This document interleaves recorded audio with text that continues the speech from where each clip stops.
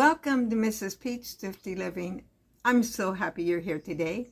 Today, I am going to be putting these tabs in this Bible. My friends, one of the girls at our Bible study seen my friend didn't have these, and she said, I'll get you some, and she ordered them right away. Amazon, I think she said they were not even $3. So they're very inexpensive. Years ago, I put them on my husband's Bible.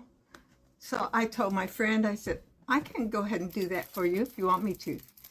That was Opal. So I hope that I don't mess it up. Tab positioning that you can put in. And these are nice labels. So there's the instructions. Tips, it's been a long time since I did this. I want to practice using the provided blank ones. There's some blank ones here. There you go. See the blank ones? Holding a tab, make sure that the page is not stuck the one that follows. The first tab and put it in the approximate position following the tab lines. Okay. The Old Testament, and at the first page of Genesis, I put it. So I think that's what I'm going to do. I'm going to use this as a guide to get me down the road here. So I'm going to turn this down and let you just kind of watch. I won't be showing you the whole Bible, I'm sure. Now I'm going to make sure I got one page here. Little folds right here.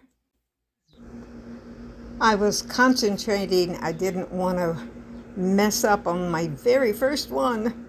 Okay. Now fold this over.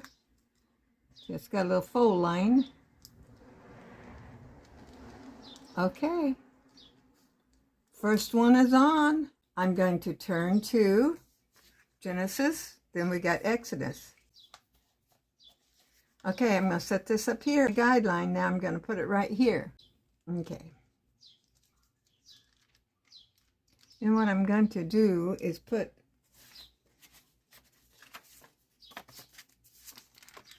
I'm going to put that in between.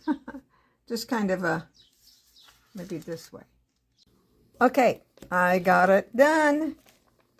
Here it is. Every one of them. You can find the scriptures a lot faster that way. So if you need to do that, you can order it on Amazon. It's a little later in the day, and I wanted to tell you, it got up to, on my porch, it was 107 today. This is the first day I've turned my air conditioning on. I've had the fans going all along, down to 100 on the porch. So, and it's 83. So that's doable, you know, with fans going.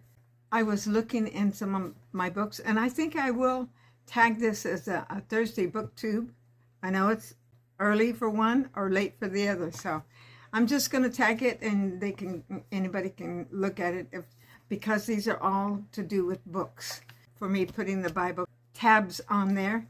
And then I was looking in my bookshelf, and I have so many things that some of them I haven't looked at in years. This is 1967 Packle Fun books. Some of you may remember these. They were out. I must have picked them up at a thrift store or something because they have somebody's name and address on it. Here in my area. I don't know the person, but I was thumbing through here. These are definitely craft magazines, and this is like Christmas. And I know this is the wrong time of year to be showing you this kind, but handy hints. I'm always looking for something that's handy and that would still work today. If you need a funnel and you don't have it, you might use the end of a bleach bottle or whatever, thoroughly washed out, of course. If you need a funnel and you don't have one, save that because it comes in handy. Rubbing alcohol will remove the stain of shoe polish from clothing. I didn't know that. If you want to sharpen your pinking shears, fold some aluminum foil and cut it that way. Then it will sharpen it. To remove grease spots from clothing, sprinkle talcum powder on the spot and let it set for a few minutes and then brush it off. Keep your zippers working smoothly. Rub the teeth occasionally with a little wax. To keep the cupboard shelves clean, use lids. Now I think this is a good idea a lot of times. Use the lids, plastic lids containers as mats or coasters for under the bottle. I just threw away a big gallon one today with the lid, and I thought there's got to be a good way to keep them, to do something with that. That's not a bad idea. A paintbrush is just the thing for dusting in corners or in fancy scroll work on furniture. That's egg cracks while you're boiling it. Add some salt to keep the egg from seeping out of the shell. I don't know about that one. If you're in a household where cream is seldom used in coffee, you can freeze small amounts in pill bottles so you have some cream on hand for when your guests get there. Okay, this has happened to me before, and sometimes I remember it, sometimes I don't. If two glasses become stuck together, don't try to force them apart. Fill the top glass with cold water and dip the bottom glass in hot water. There you go. He said, maybe I added too much compost. Yeah, I'd say so. Or drink up. It's good for you. Okay. My granddaughter, Carly, has always taken a special interest in flowers. Even at age 3, she asked if she could give my flowers a drink. So I gave her a pail of water and a cup.